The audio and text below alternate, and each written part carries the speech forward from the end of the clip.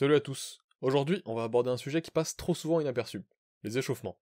Et c'est bien normal, quand on parle de musculation, on pense souvent aux centaines de kilos de fonte soulevés, ou au physique impressionnant. Mais pas aux 5-10 minutes passées à réchauffer son corps juste avant l'entraînement, c'est juste moins stylé. Et pourtant, et ça tu l'as sûrement déjà entendu en EPS, l'échauffement c'est super important. Ça prépare tes muscles, tes articulations et tout le reste à l'effort physique que tu vas faire. Donc ça permet d'améliorer tes performances au cours de la séance, et surtout de diminuer les risques de blessures. Ce qui est, comme tu peux le penser, plutôt pratique. Du coup, aujourd'hui, on va voir la meilleure méthode pour s'échauffer avant sa séance de musculation, et aussi une version réduite pour économiser du temps, ainsi que les erreurs à éviter, et un petit ingrédient un petit peu mystérieux mais essentiel. Donc si t'es chaud, ou encore en train de t'échauffer, pose-toi au calme, abonne-toi, mets la cloche, et c'est parti. Donc déjà, voyons la routine complète d'échauffement. Elle te permet de préparer ton système cardiovasculaire, tes muscles et tes articulations. C'est une routine qui prend un peu plus de temps à faire, donc environ une quinzaine de minutes, mais qui permet vraiment de bien se mettre dans la séance et de maximiser les chances que ça se passe bien, sans avoir les articulations qui craquent ou des baisses de performance. Je te conseille donc de commencer par quelques minutes de cardio à intensité modérée. Par exemple 5 ou 6 minutes sur le tapis de course ou sur le vélo elliptique, histoire de stimuler ton corps tout entier et la plupart de tes muscles d'un coup. Fais-le jusqu'à un petit peu halter, mais sans être essoufflé une heure après, donc vraiment d'intensité modérée, et sur une durée assez courte. Ensuite, tu peux passer à l'échauffement articulaire. Comme son nom l'indique, ça consiste à échauffer les articulations que tu comptes utiliser ensuite, dans ta séance. Donc si tu comptes faire du développé couché, ce sera sûrement les poignets, les coudes et les épaules, et si tu veux faire du squat, ce sera plutôt les chevilles, les genoux et les hanches. Pour ça, tu peux soit faire des exercices sans matériel, donc par exemple des ronds avec tes poignets, ou alors avec tes chevilles, des élancés dynamiques avec tes jambes, ou alors des cercles des épaules. Ça marche plutôt bien et ça a l'avantage de nécessiter ni matériel, ni préparation. Tu peux aussi utiliser des élastiques, ou alors des poids très légers.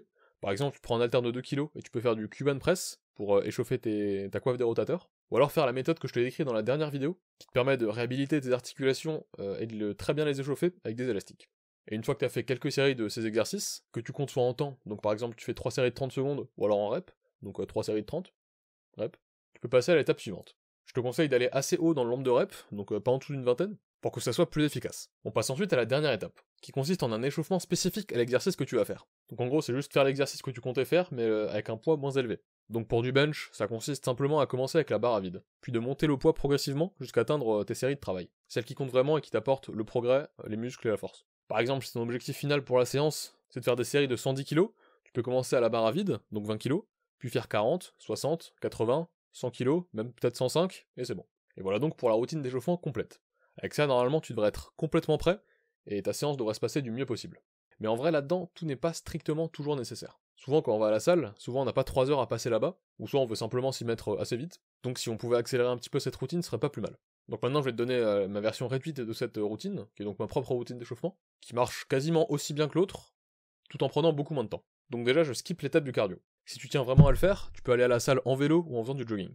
Mais sinon, pour la muscu, c'est pas vraiment nécessaire. Si je fais du cardio, donc pour améliorer mon système cardiovasculaire, c'est en bloc, à la fin de la séance. Mais sinon, pour la séance, elle en elle-même, c'est pas toujours très utile, parce que c'est pas du tout spécifique. Ensuite, je fusionne les étapes d'échauffement articulaire et d'échauffement spécifique à l'exercice, donc je les enchaîne en superset sans me reposer entre les deux. Par exemple, pour du bench, je fais une série de push-down à l'élastique pour échauffer les coudes, puis ma série à la barre à vide, une série à l'élastique, une série au bench à 40 kg, élastique, 60 kg, etc. Et pour gagner encore plus de temps, je prends le moins de temps de repos possible. Donc dès que je finis ma série d'échauffement, je place le nouveau poids sur la barre et c'est reparti.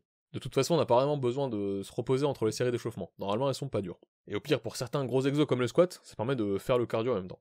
Donc voilà, en supprimant le cardio et en fusionnant les deux dernières étapes, je peux réussir à m'échauffer en environ 5 minutes. Peut-être en un peu plus de temps pour les plus gros exos comme les soulevés de terre ou les squats, parce qu'il faut passer par plus d'étapes de montée de poids. Mais voilà, en gros, c'est plutôt rapide. Et je te conseille vraiment de prendre ces 5 minutes avant ton échauffement.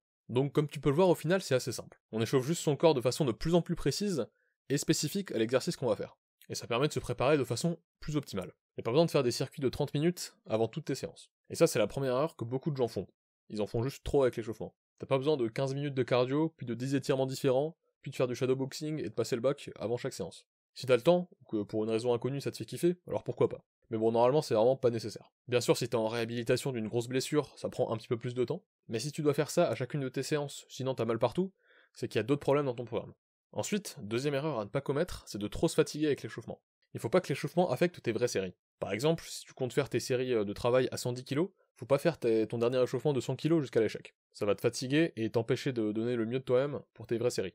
Donc fais 1, 2 ou max 3 reps à 100 kg. Et ça devrait te suffire pour te préparer au prochain poids. Tu peux même faire une rep à 110 kg pour t'habituer au poids de travail. Mais faut faire attention à ne pas y aller trop fort. Et pareil pour le cardio, si tu fais 15 minutes de sprint avant de faire des squats, tu seras pas au top de ta forme pour la séance. Et même si tu prends pas de temps de repos entre tes séries d'échauffement, donc ce que je te conseille pour gagner du temps, prends au moins 2-3 minutes entre ton dernier échauffement et ta première série de travail, pour bien être au maximum de tes capacités. Et après, troisième erreur, mais bon celle-là elle est évidente, c'est de ne pas faire d'échauffement, ce qui est pas ouf pour des raisons que j'ai déjà expliquées. Donc fais pas ça quoi. Et pour conclure, parlons d'un aspect de l'échauffement qu'on oublie souvent, le mental. Parce que l'échauffement permet de préparer ton corps à l'exercice physique, mais aussi l'esprit. Parce que si mentalement t'es pas dans la séance, elle sera bien moins productive. Tu te pousseras moins loin, t'auras une moins bonne technique et tu seras moins concentré. Donc au cours de ton échauffement, il faudra aussi essayer de te recentrer de plus en plus sur la séance, au fil du temps. Donc éviter de penser à ce que tu dois faire après, ou alors d'avoir l'esprit ailleurs. Et de plus en plus se concentrer sur l'instant présent.